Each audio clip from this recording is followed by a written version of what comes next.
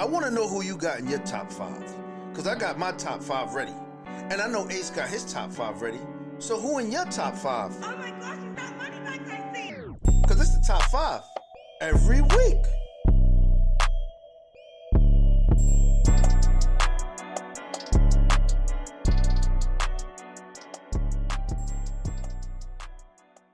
I'd like to welcome y'all to a new episode of Top 5. Week 5, we here. My co-host to my left. What's up, man? It's your boy Shoodah. Y'all already know, man. Follow us on IG at Tree Culture, at Tree Culture _studios, and at Tree Culture Radio. Let's get it. This week we're going to be talking about receivers. We got our segment coming up. The fuck happened to you? And we also got our picks. Without further ado, we're going to jump into wideouts. What we got for wideouts, top 5 wideouts. You can go ahead first, Shoodah. All right, and I want to give a special shout out to the wide receivers, man, because, you know, just like any other skilled position, man, them guys, they put in that work every week to give us, you know, some of the top plays, some of the bloopers, you know, some of them big NFL moments that we've been yearning for. Without further ado, my number 5 dude, go to an OG, man, Adam Thielen from the Panthers. The reason I give him top 5 is because he's one of the oldest receivers in the NFL at 33 years of age. He doesn't have the most yards, he doesn't have the most catches, but he's on a team that's 0-5, and what he does have is he does have for a receiver the top 3 highest percentage catch rate. He has 46 targets and he has 38 receptions with a catch rate of 82.6%, which is very high, and I got to commend him for being one of the OG receivers and still being able to catch the ball at a high rate, even though he's on a losing squad. My number 4 guy is from the Buffalo Bills, Stephon Diggs. Stephon Diggs has 520 yards so far in a year, and he's tied for the most touchdowns in the NFL. Stephon Diggs is one of those guys for the Bills that he is Josh Allen's get out of jail free card or get out of trouble card. When Josh Allen is scrambling in the pocket and he's running for dear life, Stephon Diggs always finds a way to get open.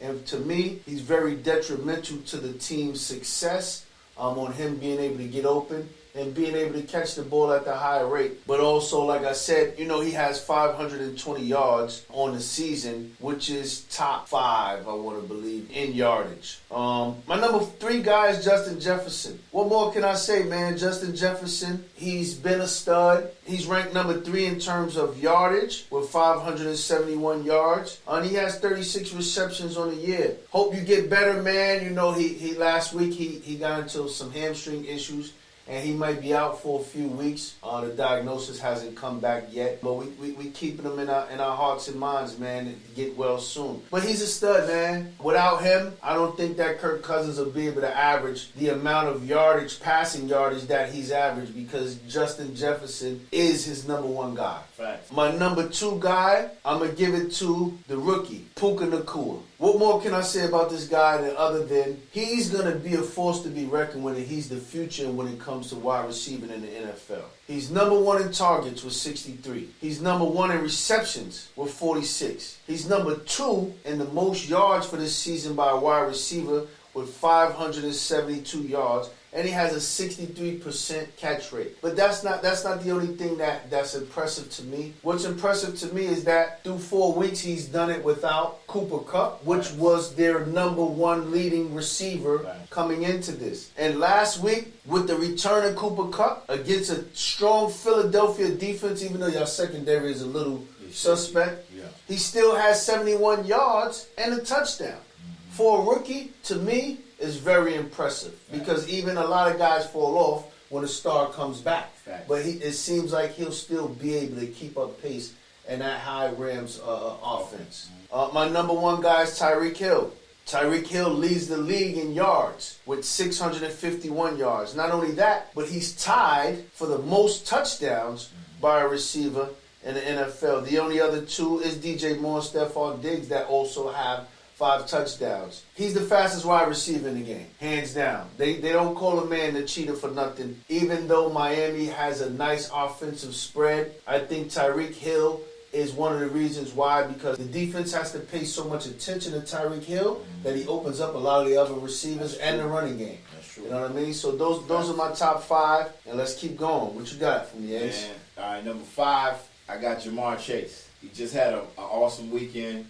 12 catches, 200 yards. Right now he has 60 targets on the season, 44 catches, 476 yards, 3 touchdowns.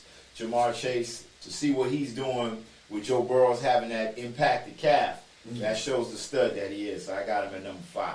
Number 4, I agree with you, man, but I got him lower. I got Justin Jefferson. Number 4, 36 catches, 51 targets, 571 yards, 3 touchdowns. He's doing very well with yards and catches, but his touchdown total is down. That's why I got him at number 4. Number 3, I got Puka Nacua.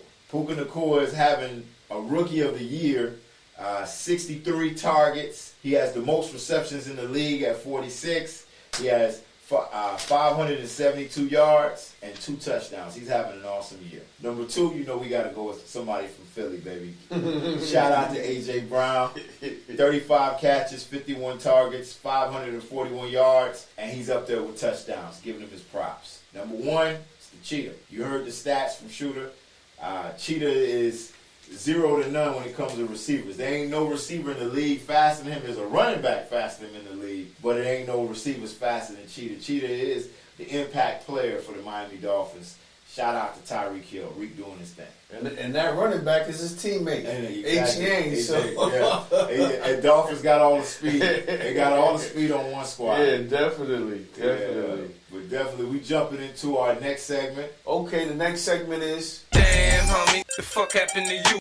And this week's Damn, homie, What the Hell Happened to You goes to the Baltimore Ravens, man. And it's a sad day for Raven Nation, man. Yeah. And for me, that's my squad, but I gotta call a spade, man. And the reason that we giving them this week is they led the game, and it's a divisional game against the Pittsburgh Steelers. Right. They come in 3-1, ready to go, and they held the Pittsburgh Steelers to 3 points through 3 quarters. It was a great game, and then in the 4th quarter, they fell apart. In the 4th quarter, they gave up 14 points. They gave up a safety to start off the quarter with 11 minutes more to go in the quarter. Crazy. They gave up a field goal. Then they gave up a touchdown. Then they gave up another field goal. And then on top of that, Baltimore could not score. They scored 10 points in the 1st quarter and could not score the rest of the game. The score ended up being 17-10. Pittsburgh Steelers come back for the win. And not only that, you guys let George Pickens get 6 receptions and 130 yards on you. Like, it's ridiculous, Baltimore. You got to do better, man. We pride ourselves on our defense. We're trying to step up our offense. But there's no possible way that we let the Pittsburgh Steelers hold us to 10 points throughout the entire game, and we let them come back in the 4th quarter and beat us in a divisional game. We're going to have to see them. They know us well. We know them well. But if we have a tied record, it's going to come down to who wins the most games in the division. We can't keep just beating up on Cleveland. If we want to be the number 1 guys in the division, we're going to have to beat up on these guys in the division. So the Baltimore Ravens, you get the damn, homie. What the hell happened to you this week? Facts. This week, what I got for this segment, I got to call him out, Shooter. Damn, homie. Jerry Jones. I've been waiting for that. Jerry Jones. And the only reason why I'm calling Jerry Jones, you own Fox. You're one of the most prestigious billionaires in the world. Last year, you lost to the 49ers. The year before that, you lost to the 49ers. The history of the game, we always knew back in the 90s, it was a rivalry between the Cowboys and the 49ers. What you doing with the squad? You know Dak ain't your quarterback. You know your coaching ain't your coaching. You fire Kellen Moore. You do all these things to your team. Your team don't look good. The Niners are getting better, and it look like the Cowboys are getting worse. Yeah, injuries happen, but your offense don't look the same. You ain't keeping up with Philly. You ain't keeping up with San Francisco. And right now, as we speak, the Detroit Lions are better than the Dallas Cowboys. Jerry Jones, I don't know what you got going on. If you believe in Mike McCarthy, who's running Madden plays on the field, he running Madden plays, triple slants, H-back counter. Yeah. He running Madden plays. These are NFL coaches that know what's going on. Kyle Shanahan came from the Shanahan tree. You got to do better, Jerry Jones. You need to trade your quarterback. You need to get a better QB. Brock Purdy was a late-round pick, and he's out playing a top-round pick quarterback in Dak Prescott. The way the Cowboys look, ain't looking good. What happened to you, Jerry Jones? Damn, homie. We don't know. Yo, as we move on to this next segment we're going to give our picks, man. We're going to give our picks. So this week, when we look at the schedule right now, Shooter's on the winning stride. He went 1-1. He took the 49ers. 49ers won. Me, I'm 0-2. I got to climb from out of the depths. So what I'm doing this week, I got a good pick for me. I know I'm going to win. I know I'm going to hit this pick. The 49ers are playing the Cleveland Browns. I'm not taking the spread. I said I'm staying away from spreads. I'm taking overs and unders. The over is 42 points. Now, if these two teams can't score 42, San Francisco averages 30 points a game. They average 30 points a game. So I'm taking the over 42. I ain't got them scoring 50 points, but I believe both teams will probably get 44 to 45 points for the game. Maybe have the 49ers win 30-10 or 30-14. We'll see what happens, but I definitely got the game going over. All right, I'm gonna go a little different, unconventional, man. I'm gonna talk about the New Orleans Saints and the Houston Texans game. New Orleans Saints is favored by 1.5.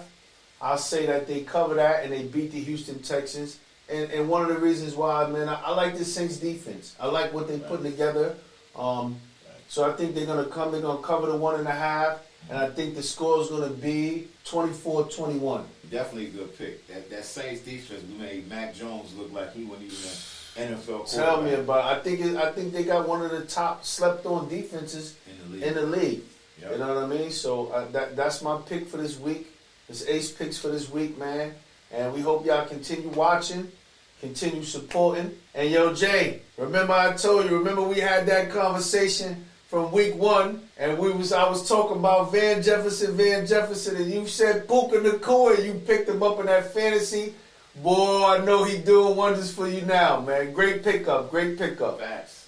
Y'all check us out each week. We here. For real. Follow us. Don't forget at Instagram at Tree Culture, at Tree Culture _studios, and at Tree Culture Radio. Sign into our YouTube channel. Like. Hit the subscribe button, hit the notifications, so every time we drop a new video every week, y'all stay in tune. And don't forget, if y'all want to listen to the audio, we're on Tree Culture Radio, live 365.com/Tree Culture Radio, every Wednesday at 6 p.m. Check us out. Peace. I want to know who you got in your top 5, because I got my top 5 ready. And I know Ace got his top 5 ready. So who in your top 5? Oh my gosh, you got money like I see. Because it's the top 5 every week.